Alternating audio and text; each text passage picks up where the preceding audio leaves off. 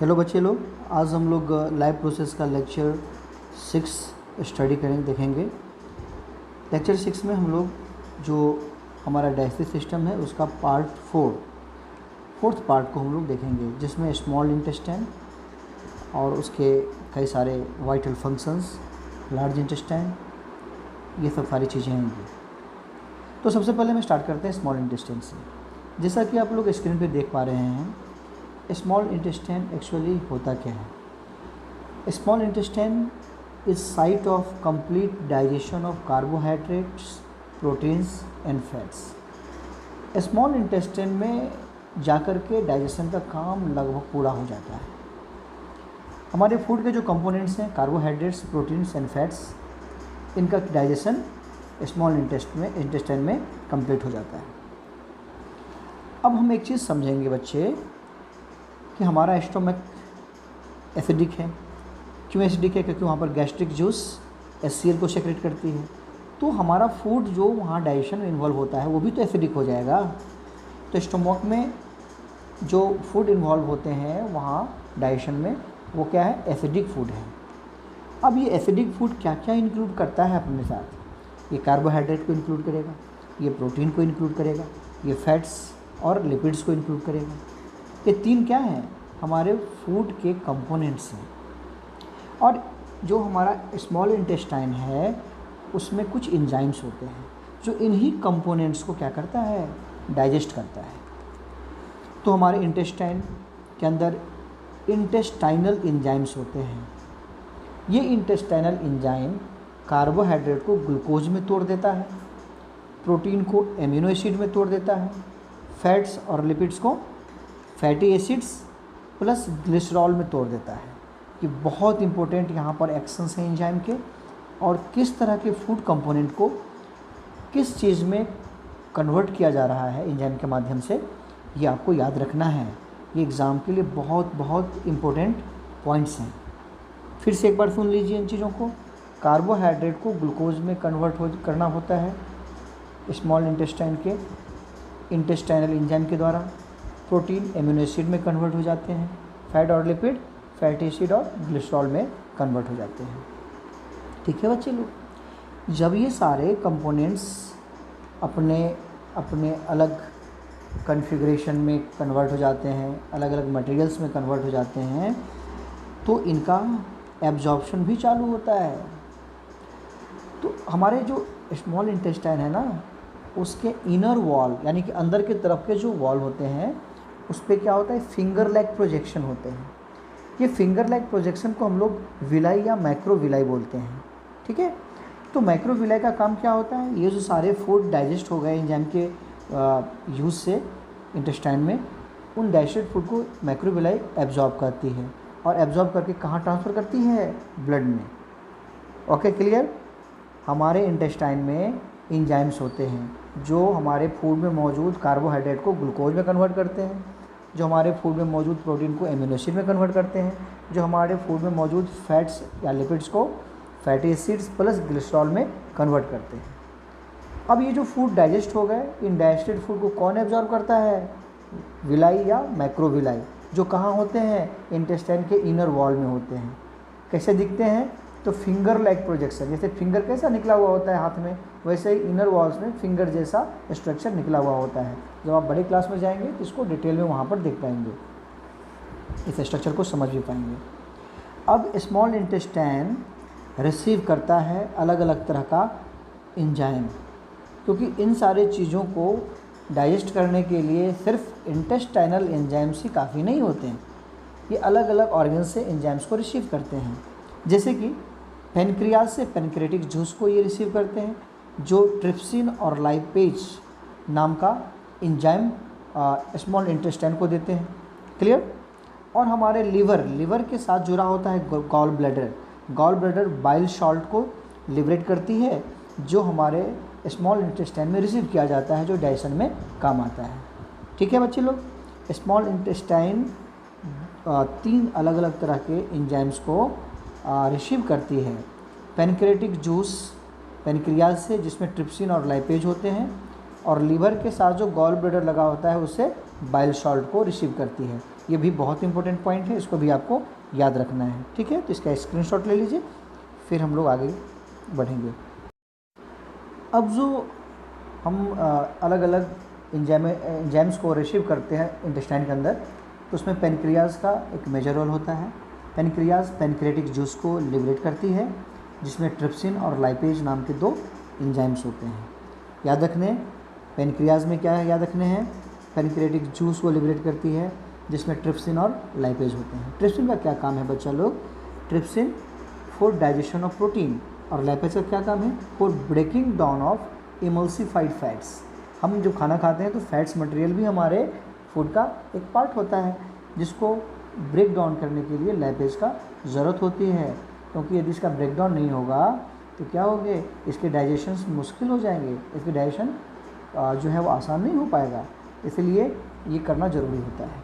अब लीवर से अटैच होता है गॉल ब्लैडर, और गॉल ब्लैडर से बाइल जूस या बाइल सॉल्ट लिबरेट होता है। ये बाइल जूस या बाइल सॉल्ट क्या करते हैं कि इंटेस्टाइनल फैट को, जो हमारे इंटेस्टाइन में फूड के फॉर्म में फैट आ गए हैं ना, उसको ब्रेकिंग डाउन में यूज़ करते हैं। उसको तोड़ दिया किसमें, स्मॉल ग्लोब्यूल्स में। अच्छा, स्मॉल ग्लोब्यूल्स में तोड़ने की ज़रूरत क्यों पड़ती है, क्योंकि इंटेस्टाइनल जो फैट होते हैं ना, इट इज़ लार्ज ग्लोब्यूल्स, ये बड़े ग्लोब्यूल्स के फॉर्म में होते हैं। Intestinal fats in the form of large globules, और लार्ज ग्लोब्यूल्स के फॉर्म में होंगे तो it is difficult for the enzyme to act on them, तो एंजाइम को उनको डाइजेस्ट करना कठिन हो जाएगा। इसलिए क्या किया जाता है कि बाइल जूस या बाइल सॉल्ट के मदद से ये इंटेस्टाइनल फैट को छोटे छोटे स्मॉल ग्लोब्यूल्स में तोड़ दिया जाता है। तो स्मॉल ग्लोब्यूल्स जो है क्या कैसे हो जाते हैं फिर बाद में, the efficiency of enzyme action increases, इनके ऊपर जो एंजाइम का एक्शन होगा क्या होगा, बढ़ जाएगा, क्योंकि अब ये छोटे छोटे हो गए हैं। बड़े फैट्स के ग्लोब्यूल्स के ऊपर में एंजाइम का एक्शन कठिन होता है, स्मॉल जो ग्लोब्यूल्स होते हैं उसके ऊपर एंजाइम का एक्शन इंक्रीज हो जाता है, इसकी एफिशिएंसी इंक्रीज हो जाती है।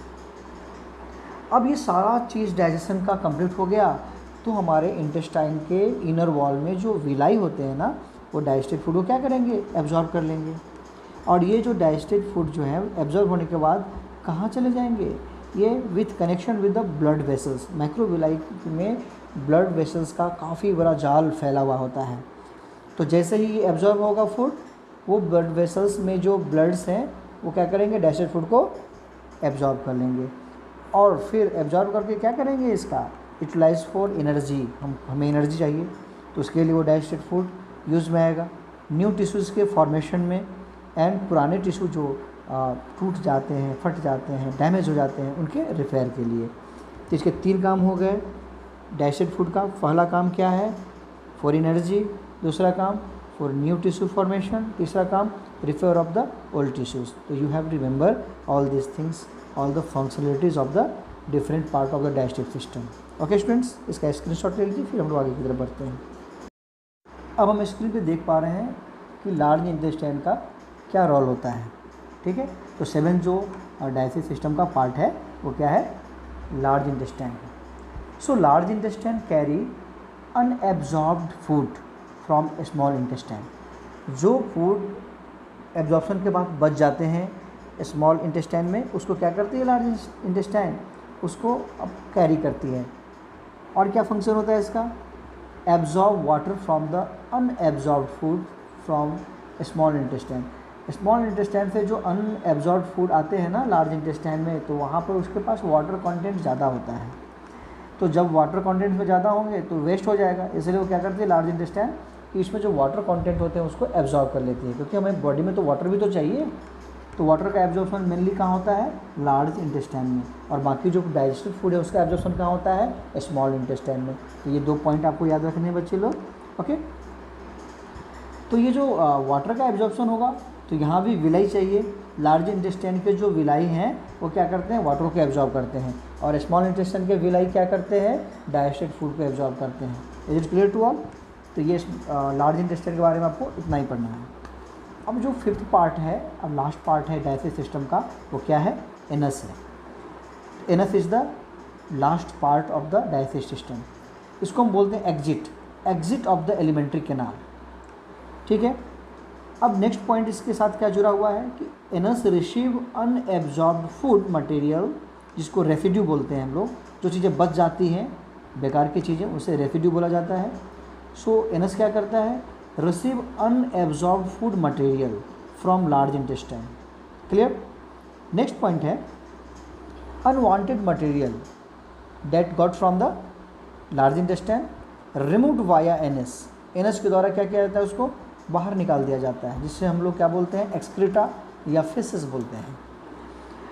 अब जो एनस है वो क्या करता है, exit of the waste material is regulated by the anal sphincter. यहाँ भी एक स्फिंक्टर मसल्स होते हैं जो क्या करते हैं, वेस्ट मटेरियल को बाहर निकलने के टाइम पे उसको रेगुलेट करते हैं, कब निकलना है। ऐसा तो नहीं कि वो बनता गया और अपने आप निकलता गया, तो बड़ा प्रॉब्लम हो जाएगा ना बच्चे लोग। इसलिए क्या करते हैं, एनस के पास क्या होता है, स्फिंक्टर मसल्स होते हैं, जिसे क्या बोलते हैं हम लोग, anal sphincter, that control the exit of the waste material and regulate it when and how this waste material can be exit from the anus.